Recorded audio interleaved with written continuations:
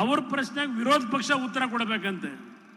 ಹೊಸ ಇತಿಹಾಸ ರಾಜ್ಯದಲ್ಲಿ ಈ ಮುಖ್ಯಮಂತ್ರಿ ಉಪಮುಖ್ಯಮಂತ್ರಿಗಳು ಮಾಡ್ಕೊಂಡು ಹೊರಟಿದ್ದಾರೆ. ಇಲ್ಲಿ ನೋಡಿದ್ರೆ ಇಲ್ಲಿ ಏನು ಹೇಳುದು, ನಿನ್ನೆ ಹೇಳಿದ್ದಾರಲ್ಲ, ಒಂದು ಕಪ್ಪು ಚುಕ್ಕೆ ಇಲ್ಲ ನನ್ನ ಮೇಲೆ, ನಾನು ಮುಖ್ಯಮಂತ್ರಿ ಆಗಿದ್ದನ್ನ ಸಹಿಸ್ತಾ ಇಲ್ಲ, ಹಿಂದುಳಿದವನು.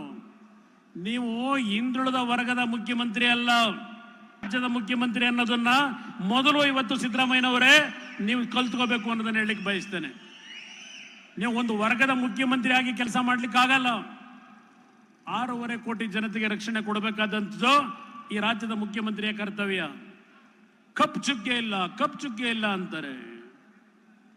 ಬಹುಶಃ ಅದ್ಯಾರಪ್ಪ ನನ್ನ ಸ್ನೇಹಿತ ಒಬ್ಬ ಹೇಳ್ತಿರ್ತಾನೆ, ಎಲ್ಲೋ ನಾನೇನೋ ಕಾಕಿ ಚಡ್ಡಿ ಬಹಳ ಬಿಗಿಯಾಗಿ ಕಟ್ಕೊಂಡಿದ್ದೀನಿ ಅಂತ ಯಾವಾಗ ಹೇಳ್ತಾ ಇರ್ತಾನೆ.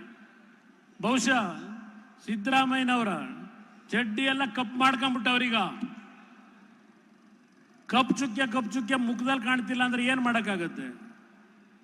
ಬಹಳ ಪ್ರಾಮಾಣಿಕ ನಾನು ಒಂದು ಭೂಮಿ ಖರೀದಿ ಮಾಡಬೇಕು ಅಂತ ಆಸೆ ಪಟ್ಟವನಲ್ಲ, ಒಂದು ಆಸ್ತಿ ಮಾಡಬೇಕು ಅಂತ ಆಸೆ ಪಟ್ಟವನಲ್ಲ. 30 ಲಕ್ಷ ಸಾಲ ಮಾಡಿದ್ದೆ, ಸಾಲ ತೀರಿಸಲಿಕ್ಕೆ ಮನೆ ಮಾರಾಟ ಮಾಡಿಬಿಟ್ಟೆ. ಇಲ್ಲಿ ಕೂತ್ಕೊಂಡು ಹೇಳಿದ್ದೀರಿ ನಿನ್ನೆ ದಿನ. ನಿಮ್ಮ ಧರ್ಮಪತ್ನಿಯ ಬಗ್ಗೆ ನಾವು ಗೌರವ ಇಟ್ಕೊಂಡಿದ್ದೇವೆ, ನಿಮ್ಮ ಧರ್ಮಪತ್ನಿಯ ಬಗ್ಗೆ ನಾವು ಚರ್ಚೆ ಮಾಡಿಲ್ಲ ಎಂದೂ ಸಹ.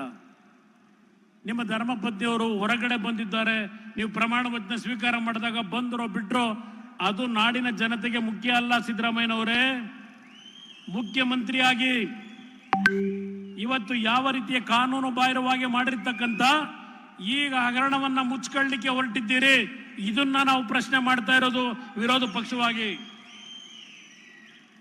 ಸುದೀರ್ಘವಾಗಿ ಅಶೋಕ್ ಅವರು, ವಿಜೇಂದ್ರ ಮಾತನಾಡಿದ್ದಾರೆ. ಈಗ ನಾನು ನಿಮ್ಮನ್ನು ಕೇಳೋದಷ್ಟೇ, ನೀವು 14 ಸೈಟ್ ತಗೊಂಡ್ರು, 25 ಸೈಟ್ ತಗೋತಿರೋ, 40 ಸೈಟ್ ತಗೋತಿರೋ, ನಮಗೆ ಸಂಬಂಧ ಇಲ್ಲ. ಬಾಬಾ ಸಾಹೇಬ್ ಅಂಬೇಡ್ಕರ್ ಅವರು ಈ ದೇಶದ ಒಬ್ಬ ಸಾಮಾನ್ಯ ಪ್ರಜೆಗೆ ದುಡಿಮೆಯ ಹಕ್ಕನ್ನ ಕೊಟ್ಟಿದ್ದಾರೆ.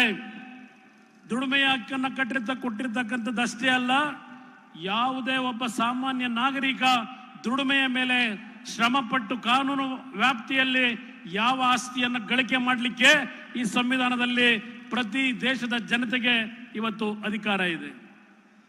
ನಾವು ಆ ಅಧಿಕಾರವನ್ನ ಪ್ರಶ್ನೆ ಮಾಡ್ತಾ ಇಲ್ಲ. ಅದು ದಲಿತರ ಭೂಮಿನೋ ಇನ್ಯಾವ ಭೂಮಿನೋ ಅದೋ ಒಂದು ಕಡೆ ಇಟ್ಟುಬಿಡಿ. ನೆನ್ನೆ ಇಲ್ಲಿ ಹೇಳಿದ್ದೀರಿ ಭಾಷಣ ಮಾಡ್ತಾ, ಆ ಭೂಮಿ ಯಾರ್ದು? ಭೂಮಿ ನೆನ್ನೆ ಪಾಪ ಶಿವಕುಮಾರ್ ಇಲ್ಲಿ ಮಾತನಾಡಿದ್ದಾರೆ, ಬಹಳ ಕಾನೂನುಬದ್ಧವಾಗಿ ಮಾತನಾಡಿದ್ದಾರೆ ಶಿವಕುಮಾರ್. ಅವರೇ ಸರ್ಟಿಫಿಕೇಟ್ ಕೊಡಬೇಕಿಲ್ಲಿ. ಏನು ಹೇಳಿದ್ದಾರೆ? ಅಯ್ಯೋ ಪಾಪ ನಮ್ಮ ತಾಯಿ ಮುಖ್ಯಮಂತ್ರಿಗಳ ಧರ್ಮಪತ್ನಿಗೆ ಅವರ ಅಣ್ಣ ಅರಿಶಿನ ಕುಂಕುಮಕ್ಕೆ ಅಂತ ಹೇಳಿ 3 ಎಕರೆ ಜಮೀನ ದಾನ ಮಾಡಿರೋದು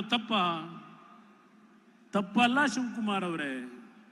3 ಎಕರೆ ಇಲ್ಲದೆ ಇದ್ರೆ 30 ಎಕರೆ ದಾನ ಮಾಡಿಸಿ, 30 ಎಕರೆ ದಾನ ಮಾಡಿಸಿ ಮುಖ್ಯಮಂತ್ರಿಗಳೇ ನಿಮ್ಮ ಬಾಮಯ್ಯನ ಮುಖಾಂತರ. ಆದರೆ ಶ್ರಮಪಟ್ಟು ಕಾನೂನುಬದ್ಧವಾಗಿ ಭೂಮಿಯನ್ನ ಖರೀದಿ ಮಾಡಿ ನಿಮ್ಮ ಸಹೋದರಿಗೆ ನೀವು ಕೊಟ್ಟಿದ್ರೆ ನಿಮ್ಮ ವಿಷಯವನ್ನ ನಾವು ಚರ್ಚೆನೆ ಮಾಡ್ತಾ ಇರಲಿಲ್ಲ. ಜಿ ಕನ್ನಡ ನ್ಯೂಸ್ ಈಗ ನಿಮ್ಮ ಮನೆಯಲ್ಲೇ ನೋಡಿ. ಎಲ್ಲ ಕೇಬಲ್ಗಳಲ್ಲಿ ಈಗ ಲಭ್ಯ.